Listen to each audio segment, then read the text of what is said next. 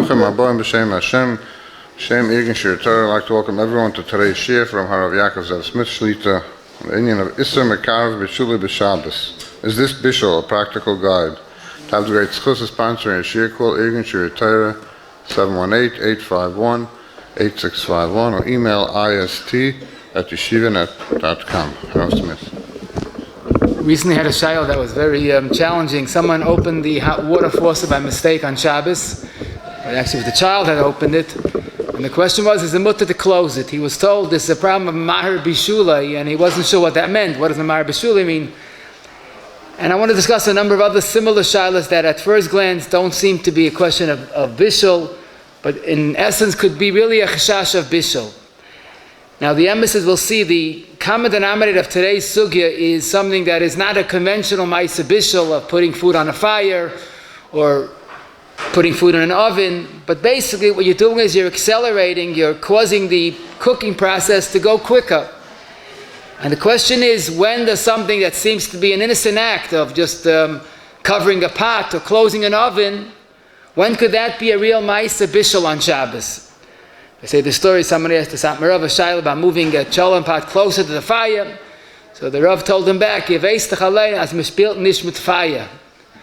which is really applicable. You talk about halachos Shabbos, especially Bishul, we're playing with fire, so you have to make sure that you know what you're doing before you play with fire. So the emphasis is that we could wonder, why should closing an oven door, or we'll soon see closing a pot, why should that be a concern of Bishul? I'm not doing the conventional Bishul. I am not putting food on the fire. But as we'll see today, the question is, if something that's memar bishulai, mekarav mamar is really interchangeable, is that enough to be a ma'aseh bishul diaraisa?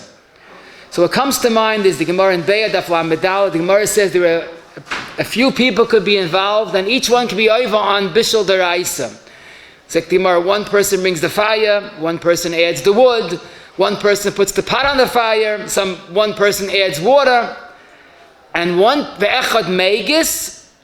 person mixes this pot. They're all chayiv al bishul. So the obvious question is, the one that makes the fire, adds the water, puts the water, that's bishul. Megis, he's not adding anything. Why is that a malacha deraisa of bishul? So Rashi says mevashel, megis is mevashel, sha'afhu of malacha. Evidently merely mixing food that's already on the fire and the fire is already made, merely mixing food is megis, which is mevashel deraisa. Why? Teretz is pashit, because by mixing the food, you are hastening, that's mekarev or memar bishulai.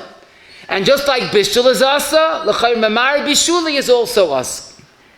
Now this we also see a second source in Shabbos Yud Chesam at Beis. Make a long story short, the Gemara is speaking about you have a pot that's not fully cooked. You take it off the fire, but megis, as the Gemara calls it, mixing a pot of food, which is still hot, even off the fire, megis is a form of bishul. And the Mechaber in Shin Yud Ches, Sif Yud Ches, quotes us that mixing food that's hot, that alone is a ma'aseh bishul. Zok the Mishnah Berurah, v'yesh b'zeh chiyuv chatos. Because mixing hot food quickens the cooking process. Now there's a third source which is based on a Ramah in the Chuvas, in the end of Kuf Beis, also the Ramah, the end of Reish Nun Tes and Shulchan Aruch. That seems to be an outdated question. But today it's once again very much relevant. In the olden days, many people, the minig was to keep food in an oven, in the baker's oven actually, because they didn't have their own ovens in the house. But you had a baker's oven. And the Ramah discusses in the end of Chuvas, in the end of Kuf Beis, if the oven wasn't properly closed. So merely closing the oven door, Dr. Ramah, could be bishul deraisa. And not only closing the oven door could be bishul deraisa, but says the Ramah, even if it's a suffix, if the food is fully cooked, in other words, closing the oven door when the food is not cooked is bishul deraisa. Why? Says the Ramah, very pashut. Because if the door is open, so then it takes much longer to cook the food in the oven. When you close the door properly, so it cooks much quicker. So therefore, merely closing an oven door is memahar bishulei, because now it cooks quicker. In fact, the Rama says it's so much of an issur deraisa of closing an oven door that even if it's a suffix if the food was cooked, it's a sveika deraisa l'chumra. So here we see something very striking. I'm not touching the fire, I'm not touching the food, I'm closing an oven door. Why is that bishul? Teretz is, it's not conventional bishul, it's memahar bishulei, because now it cooks much quicker since the fire is being contained and the heat is being contained. And the final source is actually based on a Rashbam, the Mechaber twice in Reish Nun Daled Siv Daled and Reish Nun Zayin Siv Daled. The Mechaber quotes the Rashbam that let's say you have food that's hot but not fully cooked. Adding some more insulation, another layer of covering is, the lashon of the Shulchan Aruch is, you're goyim for bishul. Because there's heat in the food, but the heat is escaping. If you wrap the food, forget about atmana. This is real bishul, because now it cooks quicker. So we have 5 cases in Shulchan Aruch regarding this concept of memahar bishulei. What's the pshat? Very pashut. Even though you're not doing the initial ma'isa bishul, but memahar bishulei, making it cook quicker, that itself is a ma'isa bishul deraisa. Is it taka deraisa? We assume it is. The Meiri in Shabbos Ayin Gimel, the Rabbi Kiva Eiga in Shin Yud Ches Sif Yud Dalid spells it out. If someone has a fire and there's food on the fire, and he makes the fire a little bigger. So besides this of Havara, it's an issur bishul. So Rabbi Kiva Eiga, why? Because Kirev Bishul is also Bishul. There's the halachos in Shin Yud Ches Siv Dalid says the same thing, that memahar bishulei is awesome, and even a suffix memahar bishulei should be treated like a sveika deraisa. So basically, we're very comfortable to say that not only is bishul awesome, but mikar bishul is also bishul, a question of bishul deraisa. Now, you might wonder, why do we call it a deraisa? Isn't that a bit of a grama?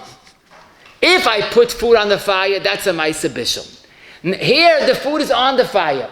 I am hastening the cooking process. I'm causing it, I'm accelerating the bishul process. Why is that a grama? And the emphasis, it's interesting, it's noteworthy, I should say, in both in Reish Nun Zayin and Reish Nun Tes, the Shulchan Aruch's lashon is, goyim lo lehis bashel. By making kirev bishul, you're goyim to make it bishul. So maybe he means to say that it's not a bishul deraisa, it's grama. However, it's not mistavra, because from the Ramah is beferish, even a suffix makar bishulei is also sveika deraisa. So what's takap pshat? So Pasha will say it's really very simple. Who said it's a grama? If a person mixes food, it's not a grama, he's doing a ma'isa b'yadayim. Closing the oven door is you're containing the heat. Maybe that's you're doing a direct ma'isa to the food. But the emes is, there's another very convincing argument, because let's step back a moment. Maybe every bishul, in a certain sense, is grama. Don't forget, when you make bayra, it happens right away. When you make toichin, it's right away. Losh is right away. Grama doesn't happen right away. You put food on the fire, it starts to cook. It's a long process. So why isn't every bishul only a grama? So the simple teretz is, maybe it is. But then again, zerei is also a grama. You put in the ground, it takes a few days to germinate. So maybe the yisrael is like that Gemara in Bava Kama Daf Samach. Gemara has another kasha. Zoira, winnowing, throwing tfu in the air, should also be grama. Because the wind comes and blows away the psailas. Why is that a grama? So the Gemara says, it's a very mysterious lashon, Shabbos is malechas machshavas. And that's why it's us. Grama is only a factor in Nezikin. But what does that mean? Zok the Rosh, Afanor and Siman Yud. If that's the Malacha deraisa, even though it's a Grama, the Torah asked it. Who cares what it is? Torah asked Zayreya, Torah asked Zoyra. So we could add maybe that Bishas also may be a Grama. But that's the Torah Issur. And the emes the Markevas HaMishnah in Hilchas Shabbos Perek Tes Halacha Daled seems to suggest that every bishul is grama, but it's still an issur deraisa. And you want to see more about this, the Har Tzvi in Siman Kuf Peiches in the Tshuvas also entertains the thought that every bishul is only grama, but it's still assur. So whatever the svara is, I think we're comfortable to say that based on 5 places in Shulchan Aruch we saw that Mekarav Bishulai, Mamar Bishulai is definitely assur. And it's probably a malacha deraisa. What is considered a Mamar Bishulai? So we saw moving a pot closer to the fire, which is not fully cooked, mixing, hagasa, closing an oven door is Mamar Bishulai, covering a pot Mamar Bishulai, and as we'll soon see, if you have food in the pot and you take out some of the food, the rest of the food cooks much quicker, less volume. That's also Mamar Bishulai, and that's a case of Mikara Bishulai. So now that we have this bit of information, let's apply it more specifically. So let me start with a simple case, which might be an oversight. Some people don't realize. Today, again, we started using ovens once again, and it's very common. People put the soup, the chicken, the kugel, and tomorrow's cholent into the oven Erev Shabbos. What happens if on a short Friday, a person comes home late for work, and he had no time, b'kitzah, he put the cholent into the oven raw? No problem. By tomorrow, it'll be fine. Now, here's the problem. He opens the oven to take out the soup Friday night. No problem. Especially he has a light indicator when the oven is on, so he opens the oven is on. He's very firm. The oven is on when he opens the oven. Fine. You know what the problem is? Closing the oven door. If the cholent pot in the oven is not fully cooked, so when you close the oven door, you mamish the Ramah and the Tshuvas and the Ramah in Reish and Tes. So here we can have a case that the oven is on and the food is all cooked except for the cholent, and he forgot about the cholent. But closing the oven door would be Mamar Bishulai for the cholent. So the only issur would be Fashtetzach, either make sure the cholent is cooked before Shabbos, or if you came home late, keep the cholent on in the gas range on a blech, and then you could use the oven. But you can't tansa beit the chasanis. You can't put raw cholent in the oven and open and close the oven door Friday night. Another case, which is important to mention, let's say it came Friday afternoon again, and Baruch Hashem, there's plenty of food for Suda Shabbos, and the fire, the actual place where the fire is he put the soup and the chicken, understandably, so that has to be hot. The cholent is on the side, next to the soup pot, next to the chicken pot. When he finished the Suda, he wants to move the cholent pot and put it al gabi ha'esh to the hot spot. Very good. But if the cholent is not fully cooked, that's mamash like a Kivegas case. You're moving even though the cholent is on the eish and it's pretty hot. But if the cholent is not fully cooked, moving it from area B, which is off the fire, onto the fire, even if you have a blech, but that is Mekara Bishulai. Obviously, it's going to cook much quicker. So this is not a question of merzi kimavashal, because you have a blech. This is the real McCoy Bishul. Halavai, it's only merzi. This is the real McCoy Bishul. So moving the cholent pot from a place on the side of the blech, al gabi ha'esh, would qualify to be Bishul deraisa. So, in fact, if someone did it by mistake, what he should do quickly is take it off, because this is Bishul in progress. Now we have a question, and this is, let's say he picked up the cholent pot, and he wanted to have a Leil Shabbos Toya Meha. And he realized that some of it is not cooked. So he quickly put it down on the blech, because he doesn't want to take it now. So he should quickly take it off. Now what does he do? He's holding this cholent. So believe it, so he can't have it tomorrow, because it'll be cold by tomorrow. So he thinks, you know what, let's enjoy it now. He wants to mix it to get some maximum heat. This is mamish, a Gemara. Shabbos Yud, this is the Shulchan Aruch, Shin Yud Ches, Sif Yud Ches. This is a Kira Akura. This is off the fire, and it's hot, but if it's not in this Bashal called Tzarcha, merely mixing it would be Bishul deraisa. In fact, it's probable, and the halachos says this in Reish and Zayin Siv Dalid, merely putting the cover back onto this half-raw cholent is also Bishul, because the pot cover will keep the existing heat within. So the only issur is we put the cholent down, put the cover down, and when it cools off, put the cover back on, put it into the refrigerator, enjoy it from Malav Malka. But you can't have it for Shabbos. Putting the cover back, or certainly mixing it, would be mikar Bishulai, even though it's off the fire. Simply learning up a sugya, that's mefurish. Halacha quotes the Beis Meya that says putting a cover onto an uncooked cholent, if it's still hot, it's still bishul. That's memar Bishulai. Now, but lamaisa, we have to realize that most often when Yidden put cholent on the blech or oven, it's fully cooked. And then there's a totally different halacha. And then there's a Gemara that we have to learn from many other shaylas. It's actually a Mishnah in Shabbos, Kuf Mem Heyam at Beis, and the Gemara in Daf Lamed Tes, that whatever was cooked on Erev Shabbos, we have a halacha of Ein Bishul Acha Bishul. Now what that means is very simple.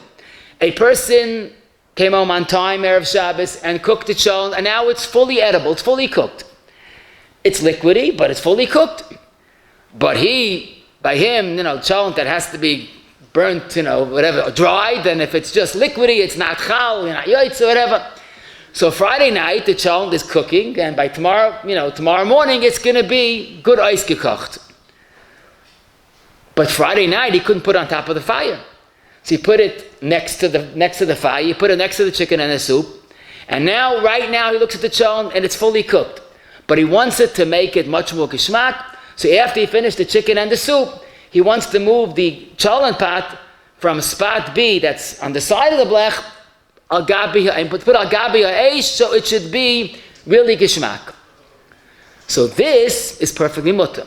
Because just since the cholent was cooked Erev Shabbos, ain't bishul acha bishul.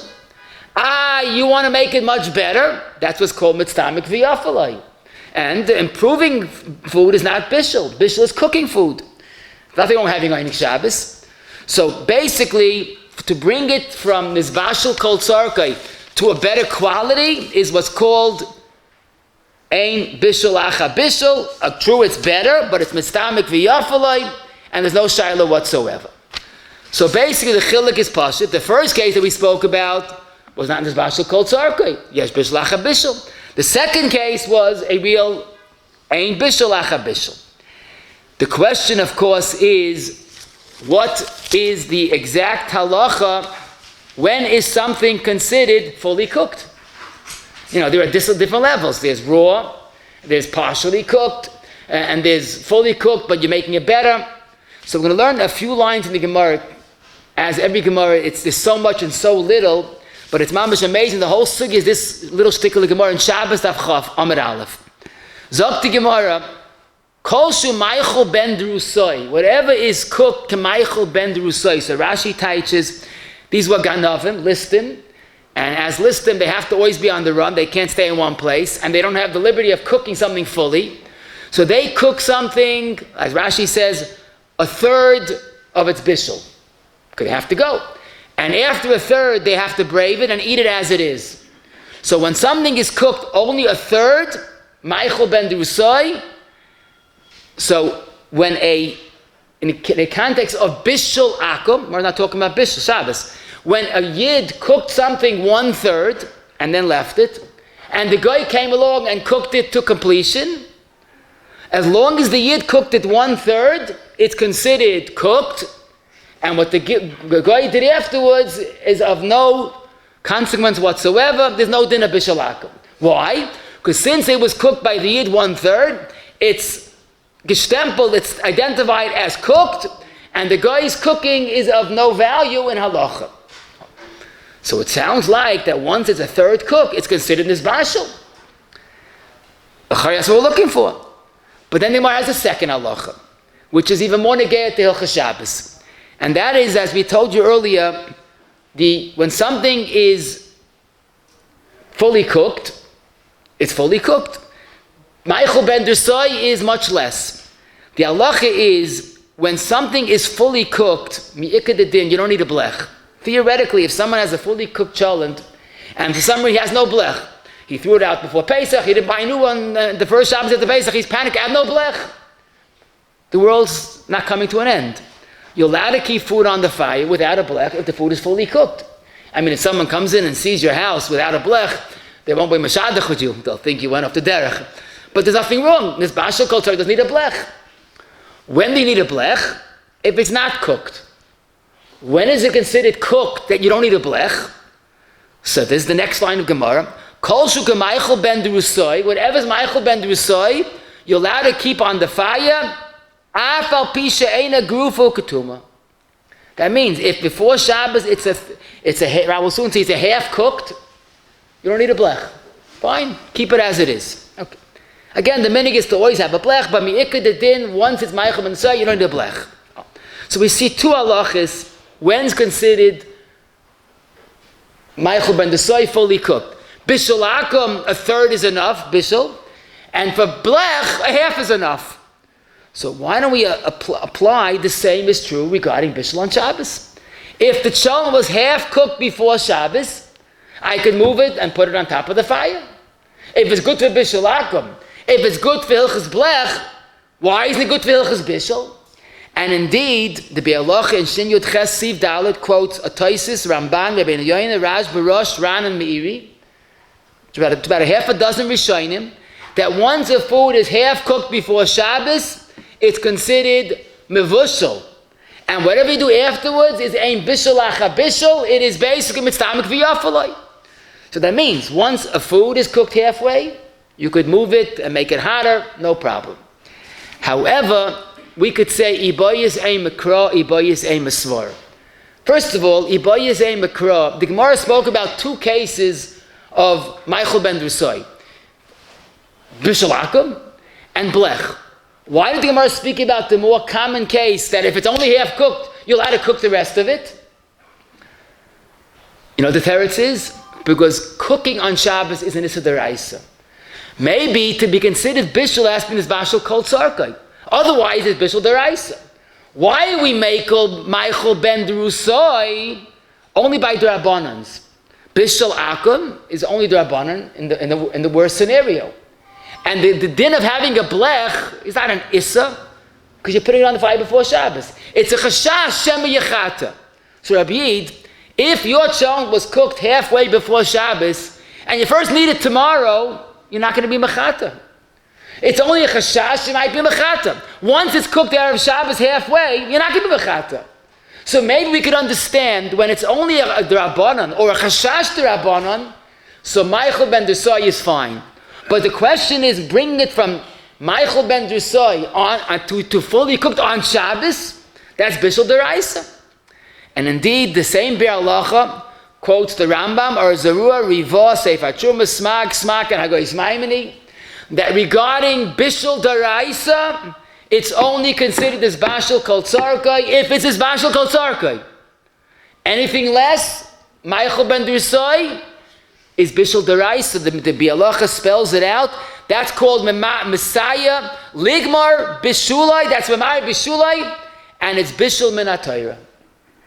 So this question that we thought was simple is far from simple.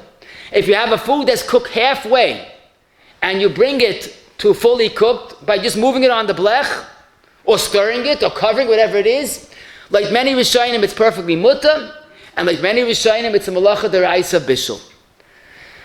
Now, so that's why you understand the Machaba in Shin Yud Ches Siv Dalet, paskin like the Rishonim, that this is bishul deraisa. In the best scenario, it's a safek deraisa. What's considered Maychel ben Drusai? So I told you, Rashi says in Masechta Shabbos, a third. But there are Rishonim that say a half, it has to be at least cooked 50%, not 33%.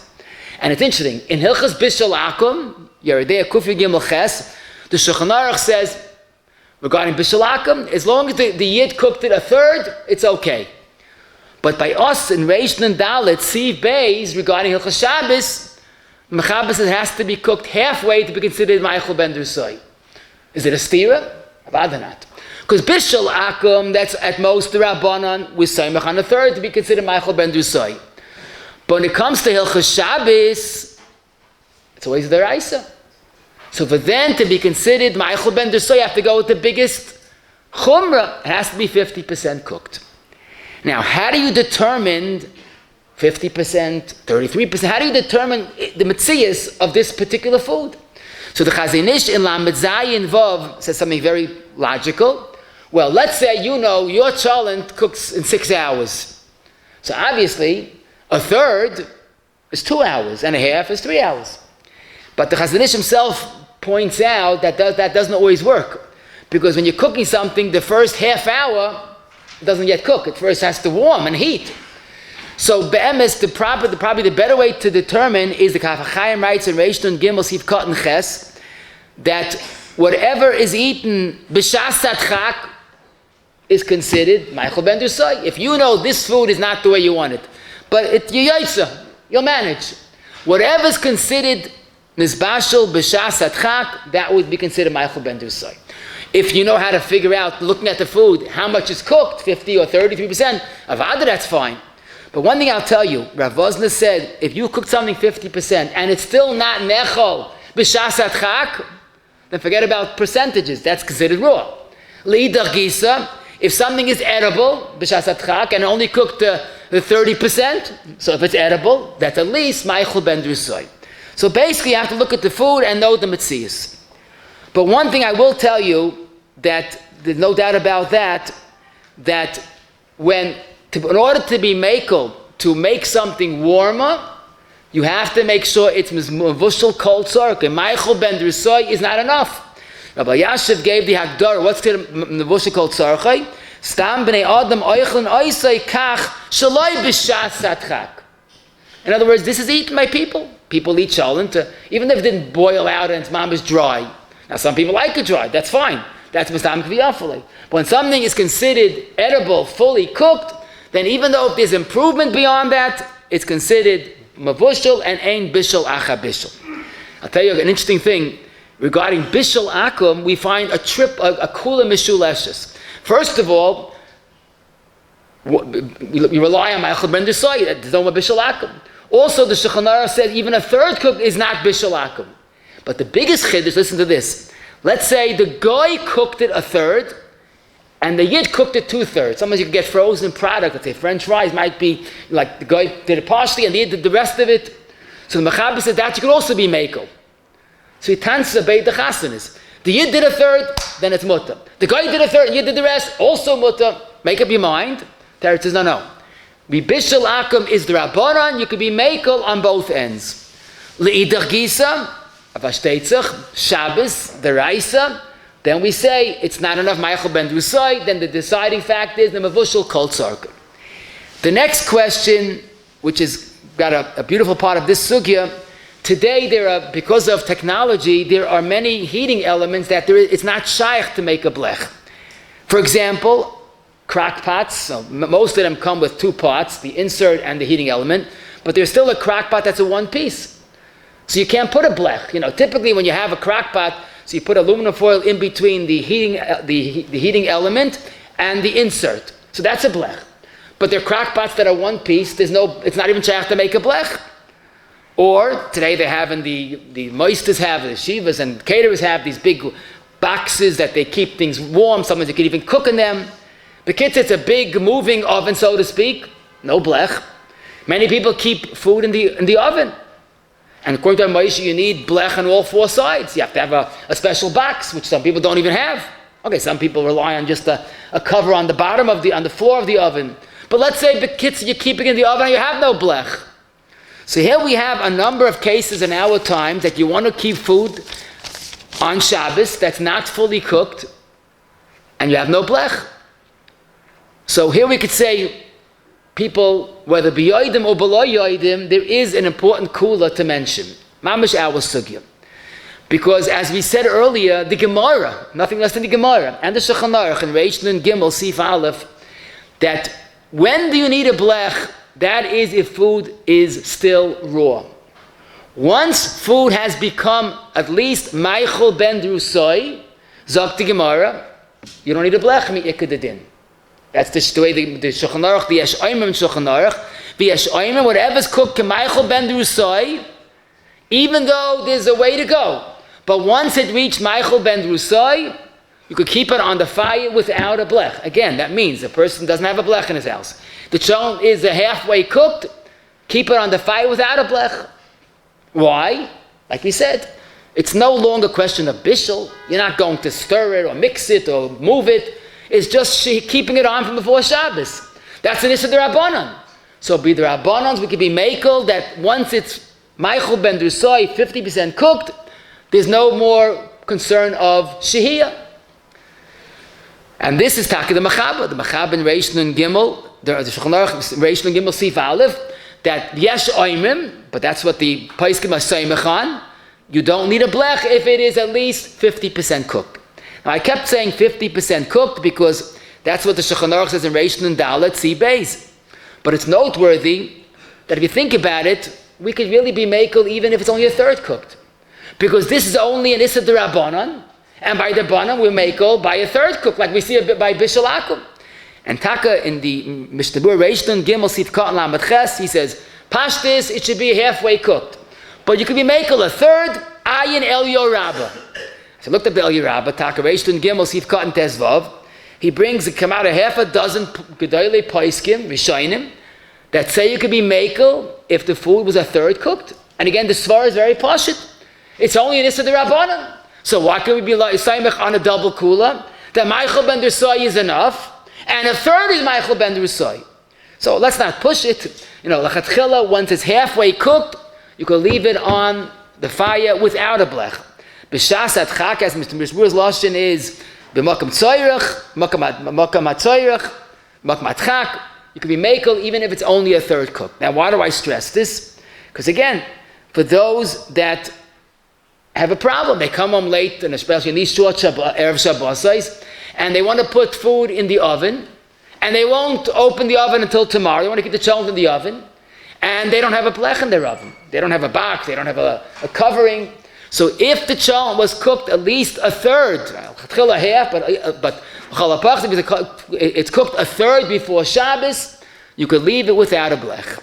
Now those again that have these heating elements of all sorts that have no blech, much of the people that use a crock pot that's not shaykh to make a blech, the only heta would be if you cook it a half or minimally a third before Shabbos begins.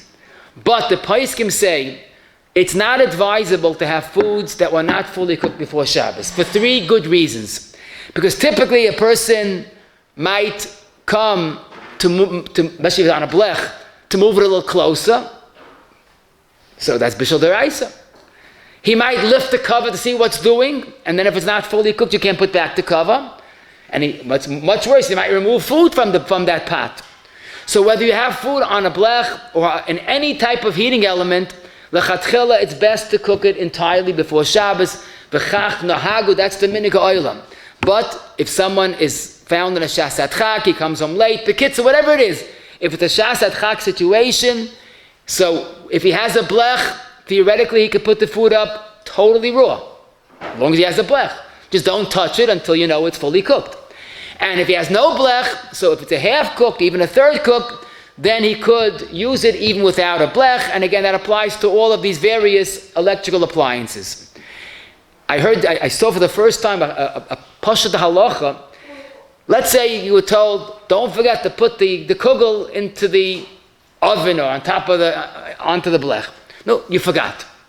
Now it's Shabbos, the kugel's going to be cold. There's the shalom bayis at stake. So it's a very simple eitzah.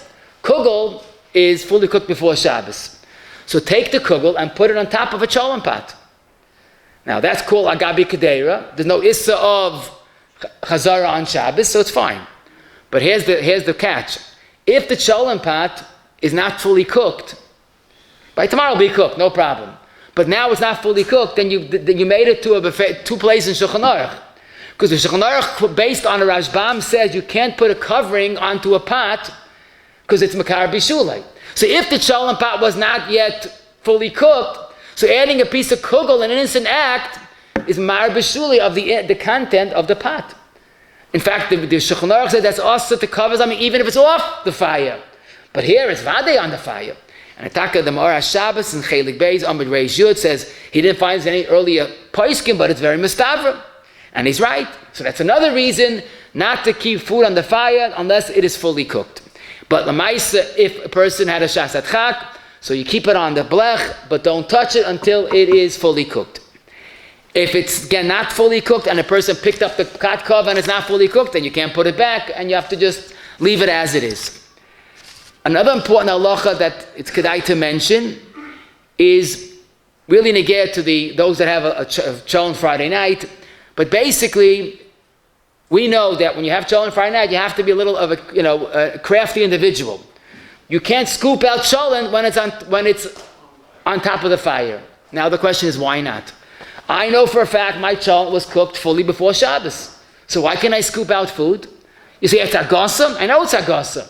But agasa is not worse than bishul. And if the cholent was cooked before Shabbos, ain't bishul acha bishul.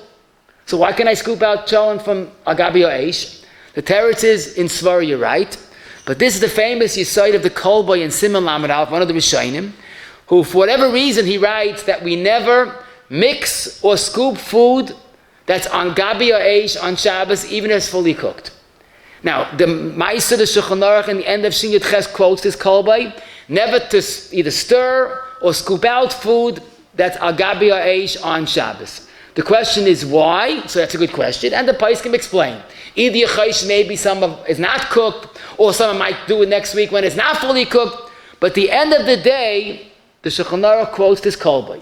So that's why the simple issur would be, if you want to have Friday night cholent, slide the cholent on the side of the blech when it's not on gabi or eish, then you could take out the cholent. There's no problem of agasa, shalei gabi eish. Then you could slide it back because it was always on the blech and never was off the blech. There's no mechzikim avashal. That's one alternative. Or if someone wants, if he has someone to help him, one person holds it and the second person scoops out the cholent and puts it back. Both options are acceptable, but the point is, the kolbay just accentuates what Hagasa is all about. Hagasa is so much of an issur bishul that he was chayshish by Hagasa that's fully cooked, shouldn't be done. Okay, ma'aser shehaya kachaya. And here that's the easy part. The question is, what's the solution? A person was delayed, or whatever, Erev Shabbos, or whatever, he forgot. Bekitza, the urn was not put up before this man. So he quickly fills up the urn and plugs it in a minute before Tosefah Shabbos. Is that mutar l'chatchila?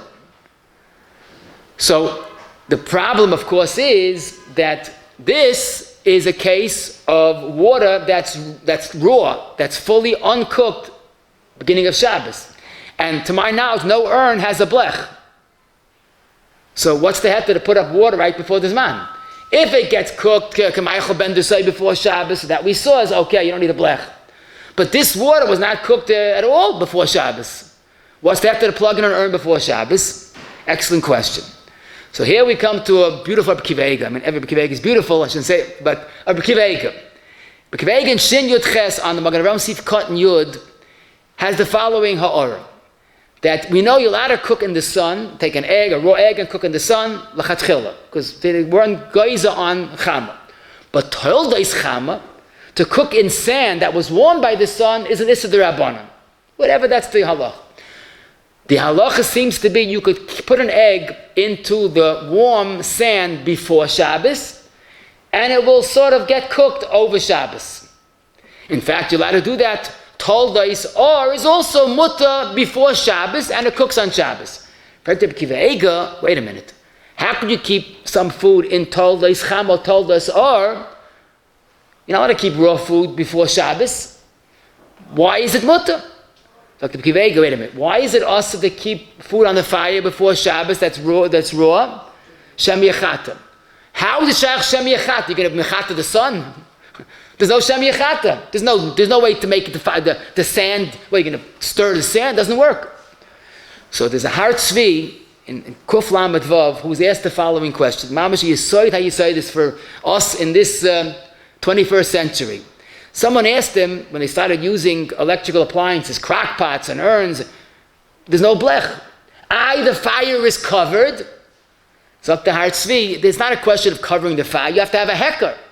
And if that's the way the appliance always looks with a covering, it's not a hecker. Covering is not enough. Zok to Har Tzvi, we're talking about probably 60 plus years ago, this heating element has no adjustable knobs. It's either on or off. So if there's no shema yechata because you can't adjust it, then you don't need a blech. And he based it on the Kiva. In other words, keeping raw food, even fully raw food on a fire that's not adjustable, there's no shema yechata. So you don't need a blech.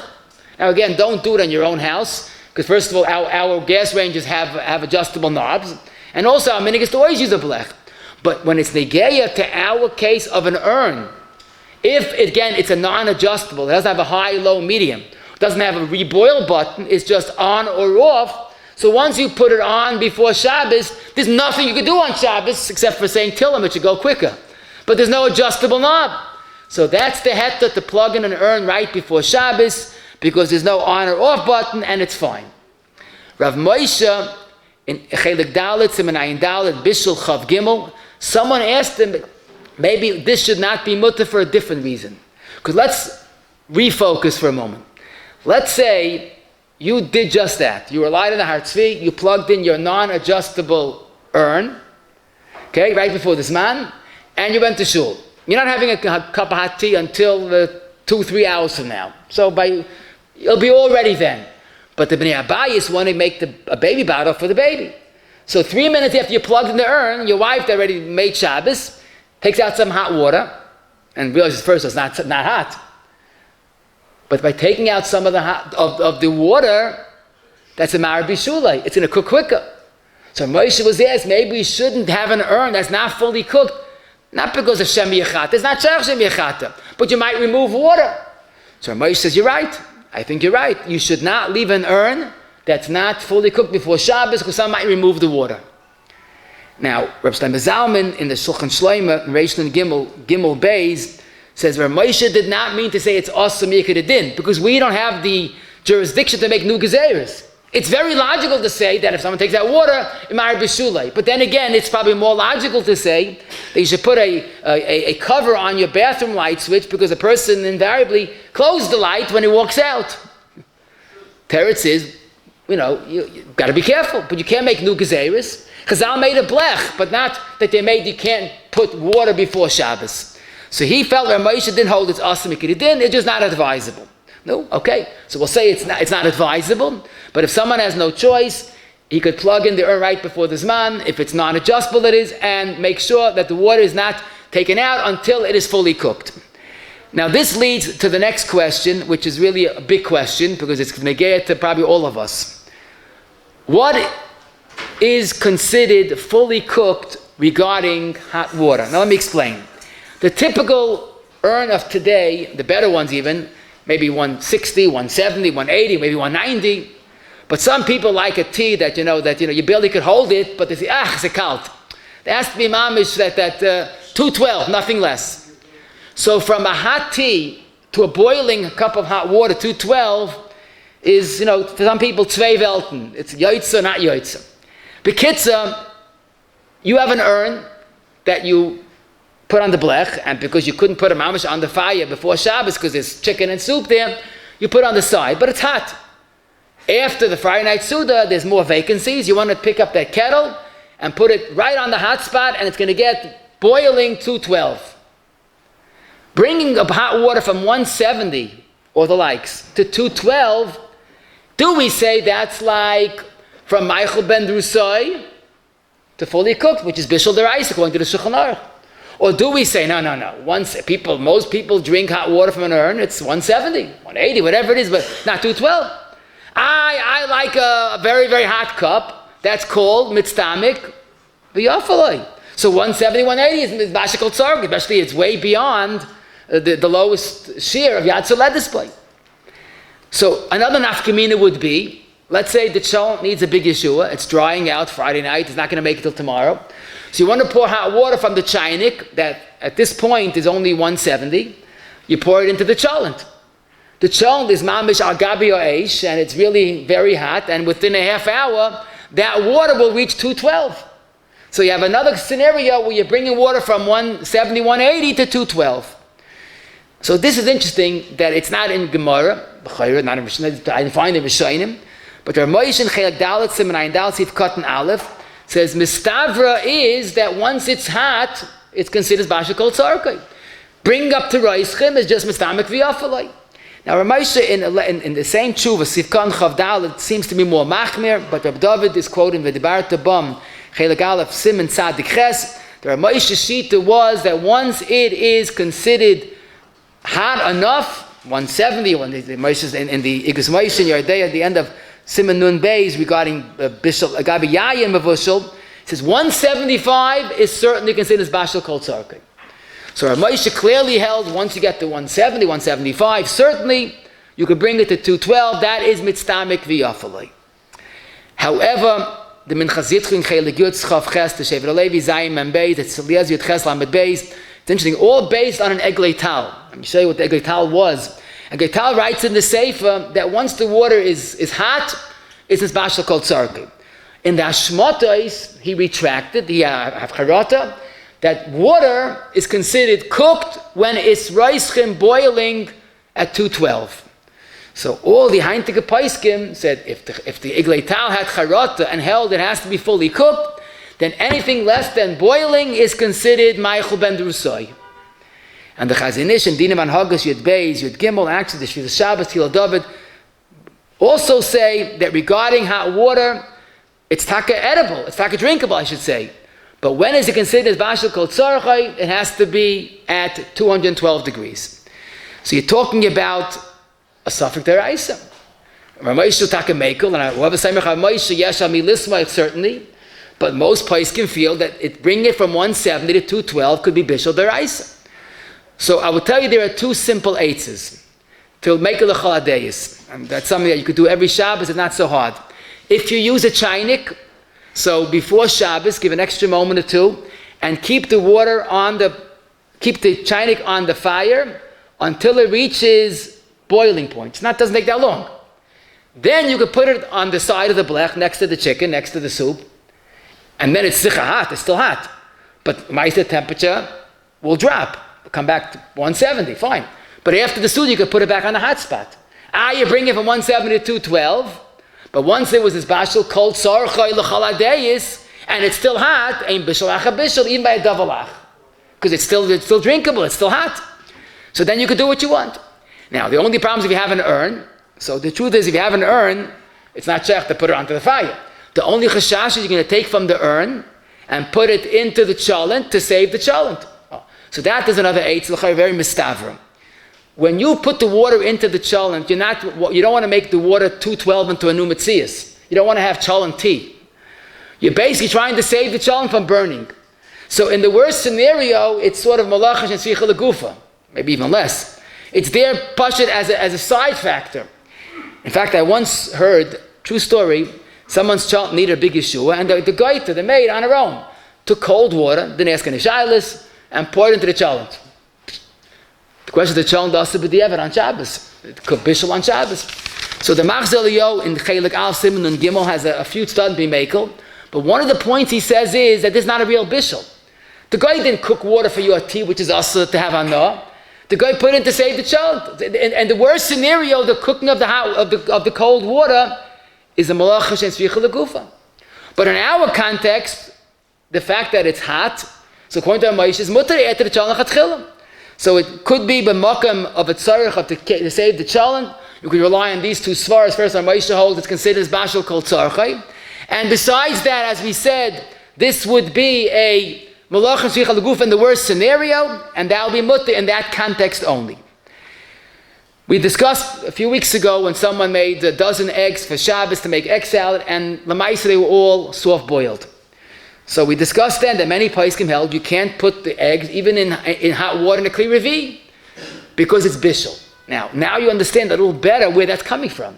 Because even though people eat soft eggs, but they say first of all it's not too healthy, it still has that concern of that contamination. But more than that, people eat it, that's Meichel ben Dusai.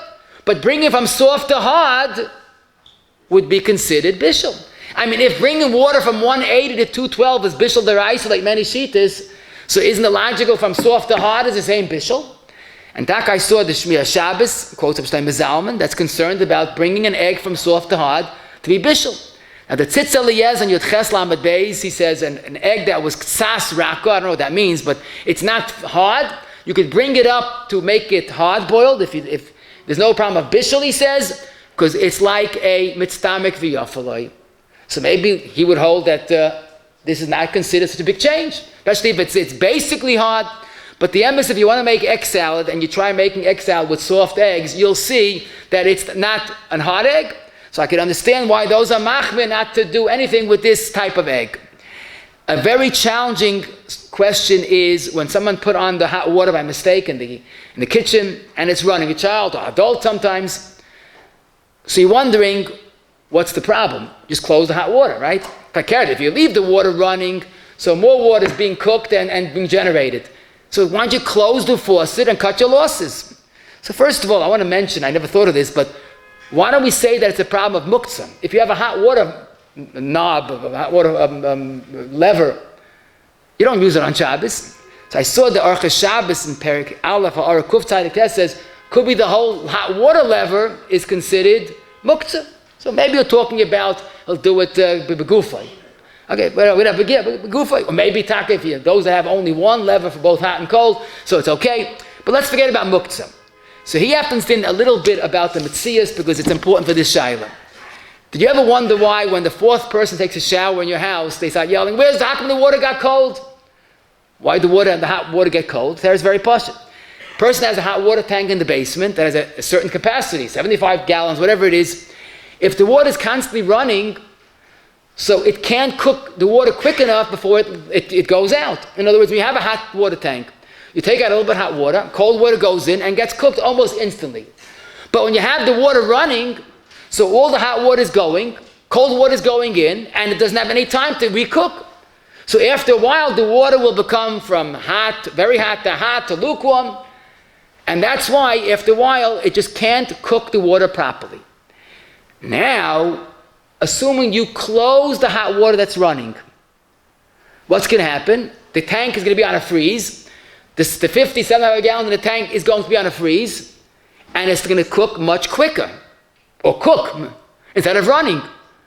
So many paiskim, the Shmir Shabbos says emphatic in Aleph Memches, it's Eliezer, and Yud Ches, Lamed Beis, and Chaf, Yud Zayin says it's also clearly closing the hot water that's running could be Mamar Bishulai and Malacha Deraisa. Because as it is, it wouldn't cook fully, it would run, and now it's going to cook. So just like putting a cover on a pot or closing an oven door is not grama, even though you're not touching the fire. That's the Mamar Bishulai. Closing the hot water running is also Mamar Bishulai. Now, in fact, the Tzitz Eliezer and Chelu Ches points out, some say, well, if you close the water, at least you cut your losses, there won't be more bishul. But if you let it run, it's going to keep on more on bishul. He says, you're right. But when you put it on b'shoigig, whatever happens afterwards is shev al tasa. But closing it is a kumvasei of mamar bishulai. So that you don't want. And in chelik chaf, he taka adds, even if you want to say it's grama, but he mentioned the Merkavas HaMishnah that I mentioned earlier, and grama by bishul is also midaraisa, and therefore closing it is probably a malacha bishul deraisa. This is what these paiskim say. And again, once you hear what Mekar Bishul is all about, it's very understandable.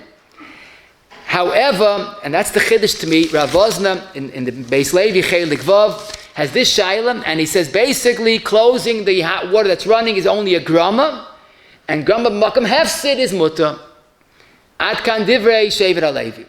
Now the truth is it's hard to understand it, but lamaisa covering the pot and closing the oven door is a malacha deraisa. So efsha, what he meant to say was when you close the oven or cover a pot, you're touching the actual bishul, maisa bishul, whether it's the oven or the pot. Here, you're in the third floor in your kitchen, you're closing a faucet. That's very far removed from the boiler that's going on downstairs. But Rav Oz is basically a das yachid, I must tell you, and most places hold it's real bishul. So basically, to close the water when it's running, I certainly wouldn't do it. That's a shayla bishul deraisa. So the best eight is to call a guy and hint him and say the water's running. If he closes it, then it's fine, because you didn't tell him. There's no amir la'akum. There's no direct hana. You're not using hot water anyhow, and that's the ideal eitzah. If the guy doesn't get the hint, you could probably tell him to close it. When he closes it, psikreisha, that it's mamar bishulai. So for that, we're going to rely on the Ramah on the end of Reish Nun Gimel. Psikreisha by a guy is mutter. By Yid it's a malacha deraisa, by a guy is mutter.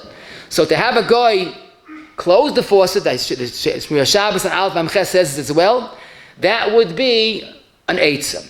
Now, what makes sense is what I always thought, that let's say someone just put on the hot water and it's running, and the water's talking very hot.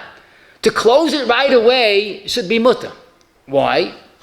Because the water in the tank is still hot. You're not being a Bishulai.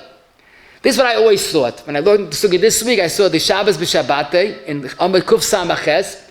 He says that plumbers have told him, and this is the Metzias, that when you use hot water in your kitchen, so the hot water rises, the cold water that's coming in goes in on the bottom. And that's where the fire is. So when you close the hot water that's running, there's still hot, cold water on the bottom of the tank that's going to get cooked quicker. So even you close it right away, that's mamar bishulei. But the other person that were makel by closing it right away probably held that once the cold water entered this big tank, we could assume it cooked almost instantly.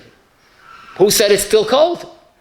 Before you close the faucet, whatever goes in, the big ambachikli rishon gabi. But I think we could say that closing the hot water right away is much less of a shayla, and for that reason, when there's a little drip of hot water, there's also a tzad to be makel, because as long as the water in the tank is still very hot. Now, another important question, which we had this nebuch, someone didn't know halachos, and he took cholent Friday night, and part of it was raw. So he said, okay, I'll wait till tomorrow. And the Rabbi gave a share about mamar bishulei, and he realized his cholent, he did a ma'isa bishul. He picked off the cholent pot that was not fully cooked, and he put it back, we covered it, and took out food. He had 3 makar bishuleis all in one. The shayla is b'di'eved, believe it or not, maybe the cholent is awesome. The Mechaber says in Shin Yud Ches Sif Aleph, if a yid did malacha on Shabbos, even b'shoigig, it's assur loyal achayim ad matzoi Shabbos. And the emphasis, he's right. In Muskel Rishon, this cholent is assur b'ano. But here we have a yisoid, Mr. Bura says it in Shin Yud Ches Sif Katan Chav Zayin. He Be'alacha Shin Yud Ches at the end, it says it also, Reish Nun Tes Sif Katan Chav Hey. When something is assur l'chol days do on Shabbos, and a yid did it on Shabbos, then it's taka assur b'di'eved, even if he was a shaygig. But if something that there is a tzad lahakol, a shita that's makel, and a yid did it not knowing the shita, but he did something that's mutter like some days, Chazal didn't make a knas, because maybe taka it's mutter. How do you know maybe the makil ma right? So the Mishnah says in at least 3 places, if the cholent that was not fully cooked before Shabbos was at least kamaychel ben Drusai, then according to half a dozen Rishonim, ain't bishul acha bishul, because it's fully cooked. Maychel ben Drusai. Even though we don't paskin like that, you can rely on those days that b'di'eved it's not also. So in any one of these type of cases, makar bishulei, if there's a sheet that holds its mutam, then avalach atchila v'chosh for the raisa, nothing less. But b'di'eved, we could keep it as is, it's not awesome. The problem is, like I once heard this shayla, someone had a big urn, a big moisid, and it was put up right before this man. It was not right, but they did it anyhow. And someone took out some water, not knowing that it was not cooked at all. So it wasn't Michael ben Drusai. So for this we have a chiddush, Mr. Bura quotes the Goyin Shita, that argues on the Mechaber, and holds that when a yid did malach on Shabbos b'shoigig, it's mutter loyal acherim b'mokim tzoyrech. That's the lashon of Mr. Bura. Even though the Mechaber says b'shoigig is also, the Goyin is makel. Mr. Bura stressed b'mokim tzoyrech, you could be makel that the food would be mutter loyal acherim. But the poskim are very clear. What does it mean, mokim tzoyrech? It means nothing else to eat. If you have other food, but cholent was done this type of problem, don't eat the cholent. Tzoyrech means either there's nothing else to eat, or you have orachim and you're embarrassed not to give hot cholent. So in a case where a person has this type of scenario, it might be mutter b'di'eved. If there's nothing else, maybe a big urn in a moisid, they need the hot water, that might qualify for mokim tzoyrech. And last but not least, just as something to think about, where you see how this sugya takes a very interesting twist. Someone wrote to Rav Moshe, this is Chelik Daled, Simon Ayin Vav, that they have, this goes back in Eretz Yisrael around 60 years ago, where Kayidua, there's very little meat in Eretz Yisrael, and they made cholent from chicken. That was one chiddush. The second chiddush is that because there was so little chicken even, by Shabbos day, when the cholent was ready, they ate the bones also. Now, I know it's not an American minig, but Eretz Yisrael, it was done, and people told me that's very delicious. Bekitza, they have cholent Friday night, and they're going to put it right back because it was fully cooked, but they chap geval, the bones are not fully cooked. So how could they put back the cholent with the fully cooked cholent, but the bones are edible tomorrow, not fully cooked tonight? So you're not going to say it's bottle beroy, that's ridiculous. One bean that's not cooked is bishul. The bones were not cooked. So they wrote to Rav Moshe what to do. So Moshe's response was, I never heard of eating cholent Friday night.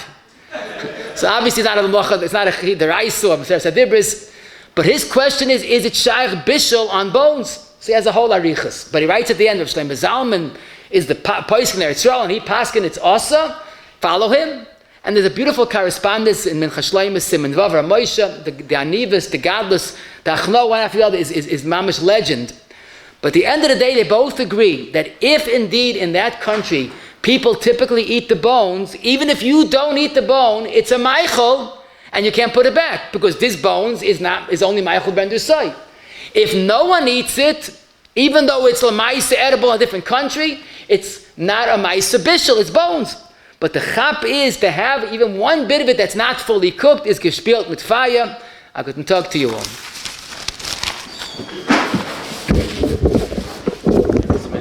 Shame Egenshire, tell like a big character of Smith for today's shir. Today's shir was sponsored by Rabbi Ram Eisner, Lili Nishmas Imoy, Hinder Bas, Rabbi Ram Chaim, Allah Shalom Regel the Yard site. Tenish Mosa Tzur B'Tzara Chaim. To have the great exclusive sponsor of shir, call Egenshire Teret 718-851-8651 or email ist@yeshivanan.com.